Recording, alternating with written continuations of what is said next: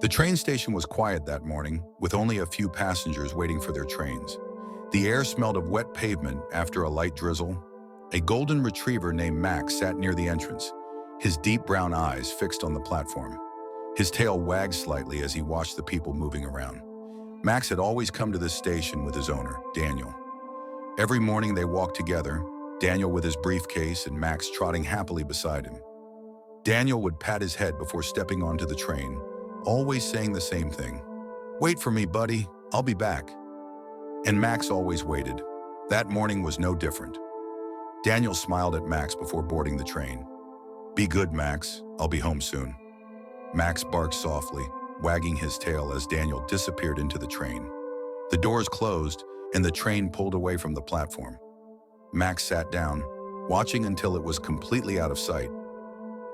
Then he waited. The hours passed, and the sky grew darker. More people arrived, catching trains to different destinations. Max's ears perked up whenever he heard footsteps that sounded like Daniel's. But each time, it was someone else. The rain started again, falling gently at first, then turning into a steady drizzle. Max didn't move. He was used to waiting, and he knew Daniel would return.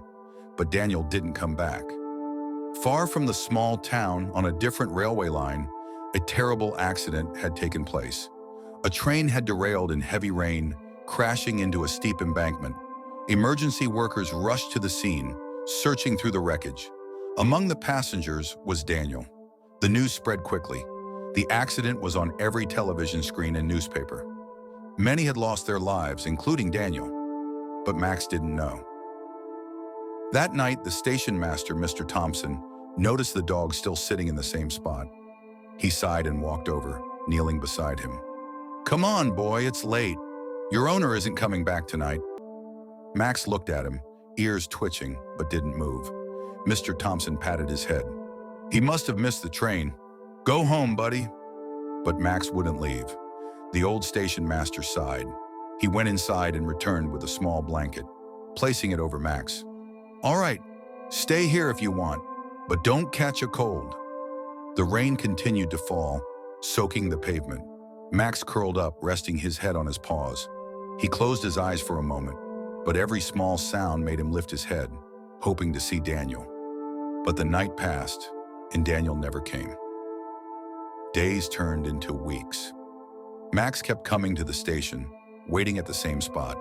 Rain or shine, he stayed, ears perked, eyes scanning every train that arrived. People at the station began to notice him. Some remembered seeing him with Daniel before. They whispered to each other, wondering why the dog was always there.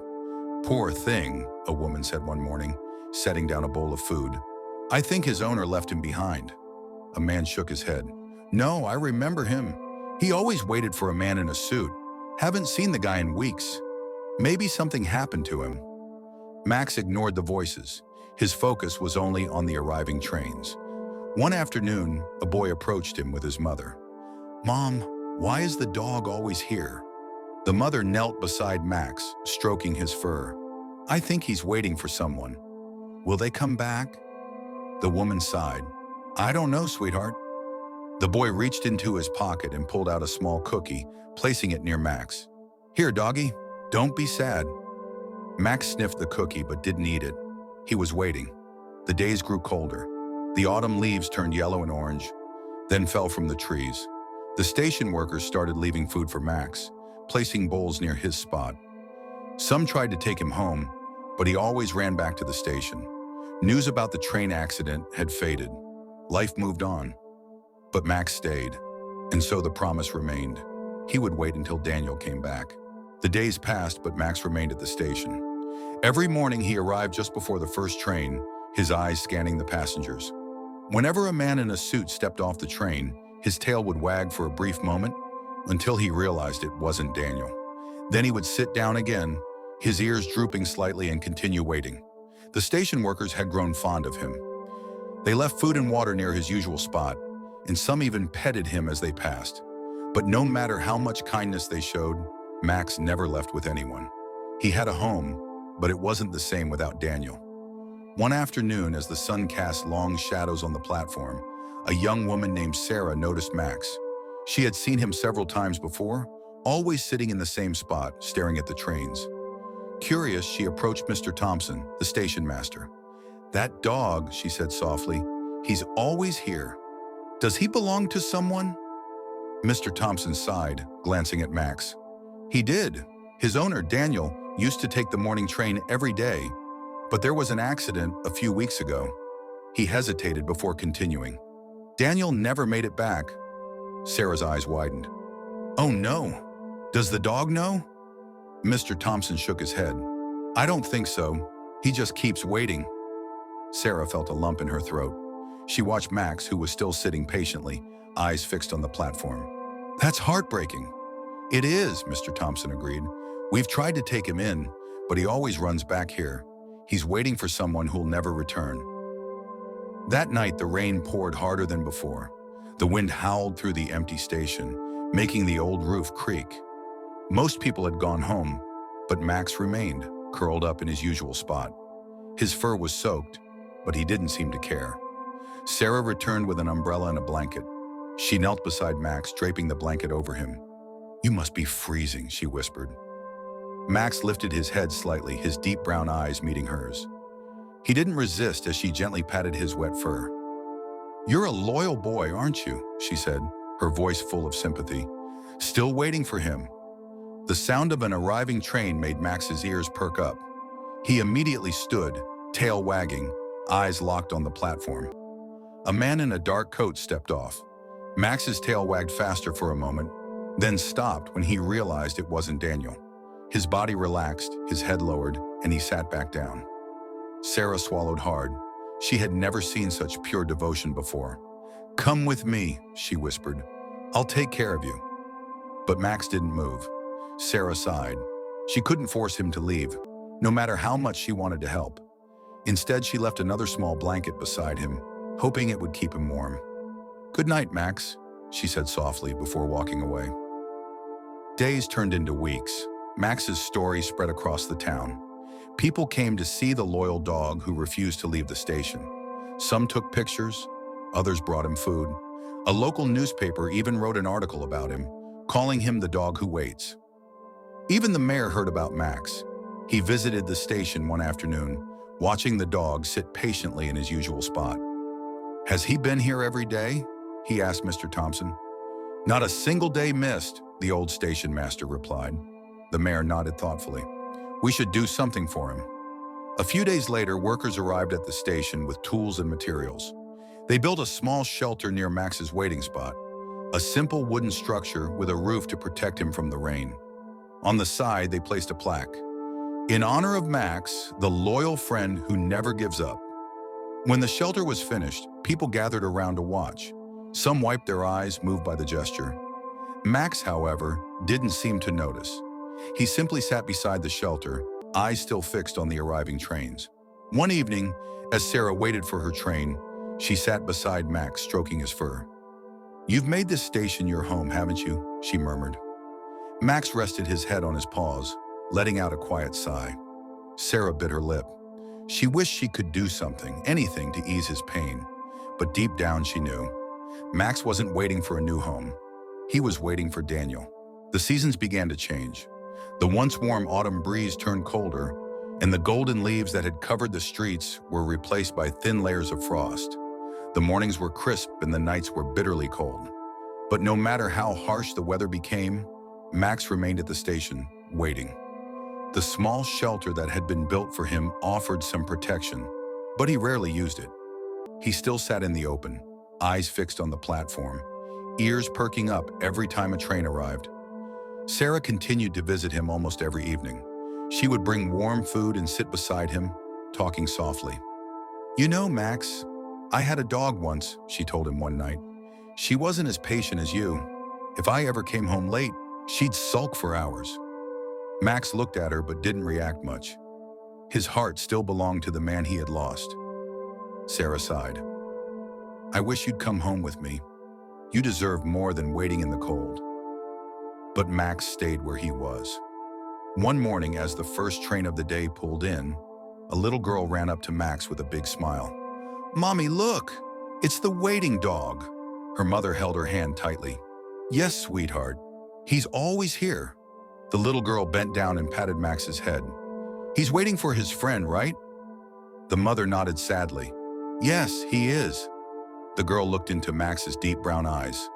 Don't worry, doggy. He'll come back soon. Max blinked but didn't move.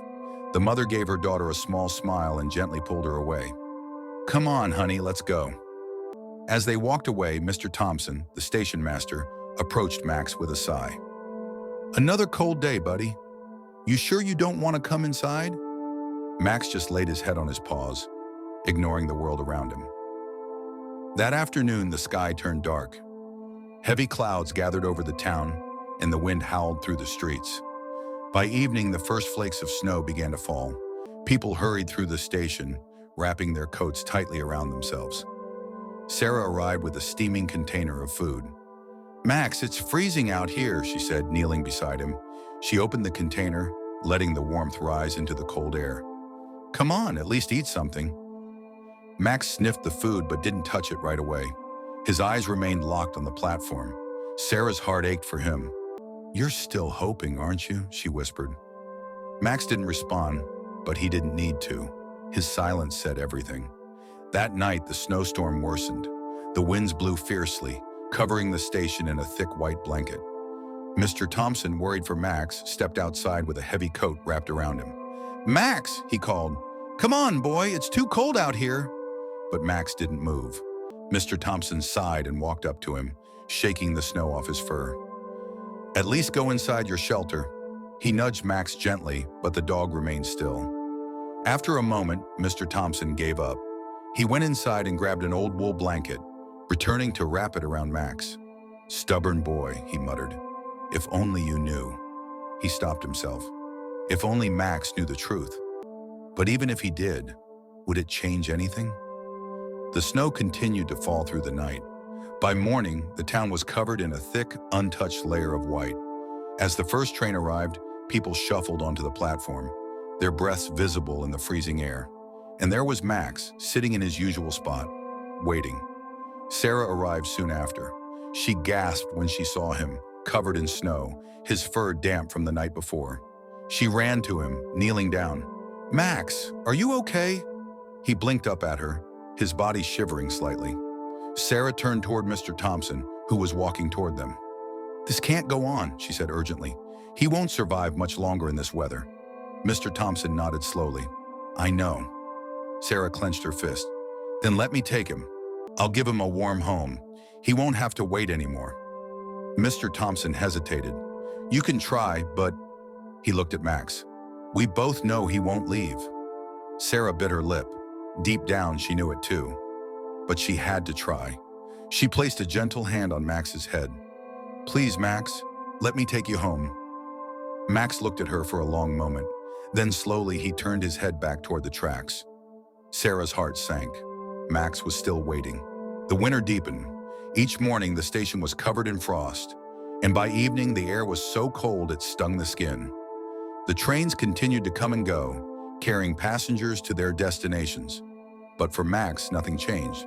He still sat in his usual spot, eyes fixed on the platform, waiting. Sarah visited him daily, bringing warm food and blankets. Each time she pleaded with him to come home with her. Max, please, you don't have to do this. But no matter how much she tried, Max never followed her. His heart was still tied to the past. The townspeople had grown used to the sight of the faithful dog. Some admired his loyalty, while others pitied him. Poor thing, an old woman whispered one day, watching Max from a distance. He doesn't understand, does he? No, her friend replied sadly, and that's the saddest part. One evening, as Sarah was preparing to leave the station, she noticed Mr. Thompson standing near Max. His face was serious, and he held an envelope in his hand. Sarah, he called, waving her over. She hurried to him. What is it? Mr. Thompson hesitated, glancing at Max. Then he sighed and handed her the envelope. It's a letter from Daniel's family. His sister wrote to me. Sarah's breath caught in her throat. She carefully opened the envelope and began reading. Dear Mr. Thompson, we heard about Max from the news articles and people in town. We had no idea he was still waiting for Daniel. Daniel loved that dog more than anything, If he were here, he'd want Max to be cared for. But he's gone, and Max is still holding on to something that will never come back. Please, if there's a way, help him move on. Sarah swallowed hard, her hands trembling slightly. She looked at Mr. Thompson, whose eyes were full of sorrow. What do we do? She asked softly. Mr. Thompson sighed. I don't know. We've tried everything, but he won't leave. Sarah glanced at Max, who was curled up in his usual spot. The cold wind blew gently through his fur, but he didn't seem to notice. He had been waiting for so long, too long. A lump formed in her throat. Maybe he just needs to say goodbye. That night, Sarah made a decision. She returned home and searched through every newspaper and article about the train accident. Finally, she found what she was looking for, a picture of the memorial site, where flowers and candles had been placed for the victims. The next morning, she arrived at the station early. Max was already sitting in his usual place. She knelt beside him, stroking his head gently. Max, she whispered, I know you don't understand why he's not coming back, but I want to show you something. Max blinked up at her, his brown eyes full of quiet sadness. Sarah reached into her bag and pulled out the newspaper clipping. She carefully unfolded it and placed it in front of him. It was a picture of the wreckage, with a list of names beneath it. Daniel's name was there. Max sniffed the paper, his ears twitching. He looked at Sarah, then back at the photo. Sarah's voice trembled. He's gone, Max. He's not coming back. Max let out a soft whimper. Sarah felt her eyes fill with tears. But that doesn't mean he didn't love you. He did. He loved you so much, and he wouldn't want you to suffer like this. Max lowered his head, resting it on his paws. For the first time, his body seemed to relax slightly, as if something inside him had finally shifted. Sarah reached out, her fingers gently brushing his fur. Come with me, Max. Let me take care of you. Max didn't move right away, but after a long moment, he slowly stood up. Sarah's breath caught. Was he finally ready? She led him away from the platform, her heart pounding. Max hesitated with each step, glancing back at the tracks. But then, as if making a choice, he turned his gaze forward and kept walking. The station workers watched in silence as Max followed Sarah toward the exit. Mr. Thompson stood nearby, his face unreadable.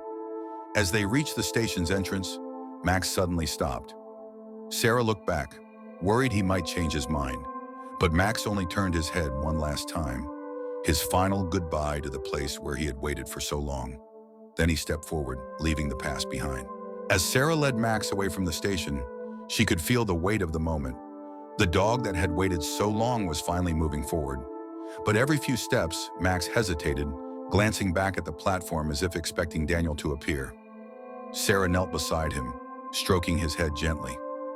It's okay, Max, she whispered. You're not alone. Max let out a quiet sigh, and after a moment, continued walking. The streets were covered in fresh snow, and the town looked peaceful under the soft glow of streetlights. Sarah kept glancing at Max, making sure he was following. His steps were slow but steady. It was the first time in months that he had walked away from the station. When they reached Sarah's home, she pushed the door open and stepped inside. She turned back to Max, who stood at the entrance, uncertain. He sniffed the air, his ears twitching. Come in, Sarah encouraged gently. Max hesitated for a moment longer, then slowly stepped inside. Sarah had already prepared a warm spot for him in the living room. A soft blanket was spread out beside the fireplace, and a bowl of fresh food sat nearby. She knelt beside him. This is your home now, Max, she said softly. You don't have to wait anymore. Max sniffed the blanket before lying down. His body was still tense, as if he wasn't sure if he truly belonged here. Sarah sat beside him, giving him space. She knew he needed time. As the night wore on, the house remained quiet except for the crackling of the fire. Max's ears twitched at every small noise, but slowly he began to relax. His eyes grew heavy, and for the first time in months, he allowed himself to drift into sleep. Sarah watched him, a small smile on her lips. Good night, Max, she whispered. The next morning, Max woke up to the smell of fresh food. Sarah had prepared a bowl of warm broth with small pieces of meat. She placed it in front of him, watching as he sniffed it cautiously. "You must be hungry," she said. Max hesitated but then took a bite. The warmth spread through him, and for the first time in a long while, he ate without distraction. Sarah's heart swelled. "That's a good boy." After breakfast, she took him outside. The snow had stopped falling, leaving the town covered in a white blanket. Max stepped onto the snow, his paws sinking slightly. He sniffed the air, looking around with quiet curiosity. Sarah smiled. "How about a walk?" She grabbed a leash, but when she reached for his collar, she hesitated. Max had spent months waiting at the station, free to make his own choices. She didn't want to take that away from him. Instead, she let the leash hang loosely in her hand. "Let's go." Max followed her without hesitation. As they walked through the quiet streets, people recognized him. Some stopped to watch, surprised to see him away from the station. Others smiled, glad that he had finally found a home. An elderly man stepped out of a cafe, holding a cup of coffee. "Well, I never thought I'd see the day," he said with a chuckle. Sarah nodded, glancing at Max. "Me neither." A young girl ran up to them. "Is he okay now?" she asked, her eyes full of concern. Sarah smiled. "I think he's getting there." The girl knelt and patted Max's head. "I'm happy for you, doggy." Max blinked at her, his tail wagging slightly. As the days passed, Max slowly adjusted to his new life. He no longer sat by the door, waiting to leave. He no longer watched the train schedules or listened for the sound of approaching engines. But sometimes on quiet nights, Sarah would catch him staring out the window, his eyes lost in thought. She sat beside him, stroking his fur. "You still miss him, don't you?" Max let out a soft sigh. Sarah pressed her forehead gently against his. "It's okay to remember. Love doesn't disappear just because someone is gone." Max closed his eyes, leaning into her touch. And for the first time since losing Daniel, he felt at peace. Months passed, and winter slowly melted into spring. The thick snow that had once covered the streets turned into puddles, and the bare trees sprouted fresh green leaves. Life in the town moved forward, just as it always had, and so did Max. He had settled into his new life with Sarah. At first, he still hesitated, unsure if he truly belonged anywhere other than the station. But little by little, he began to change. He no longer rushed to the door when he heard the distant sound of a train. He no longer flinched at the announcement of arriving passengers. The weight of waiting, of longing, was slowly fading, but he never forgot Daniel. Some nights, Sarah would find him sitting by the window, staring out at the distant lights of the station.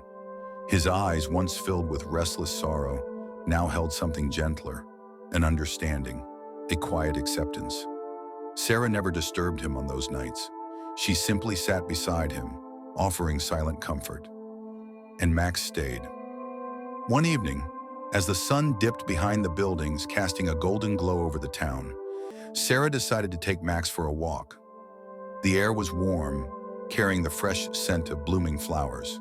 They strolled through the familiar streets, greeting people who had grown fond of Max's presence. "Looking good, boy," called the baker from his shop. A group of children waved excitedly. "Hi, Max!" Max wagged his tail, his ears perking up at the familiar voices. Sarah smiled as she watched him. He wasn't just the dog who waited anymore.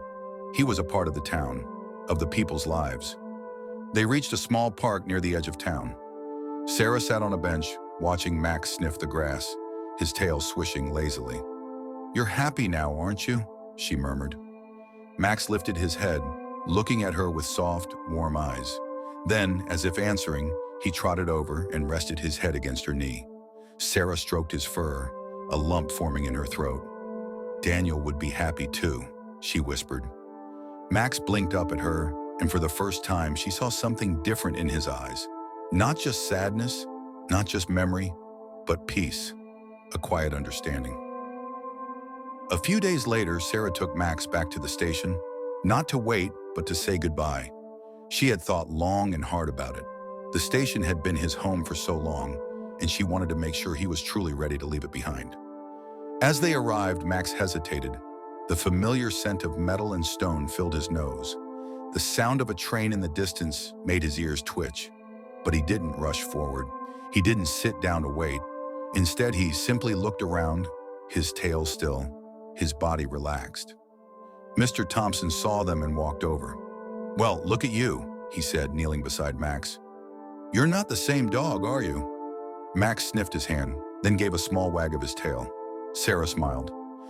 "I wanted to bring him back one last time, just so he knows. He doesn't have to stay anymore." Mr. Thompson nodded. "I think he already knows."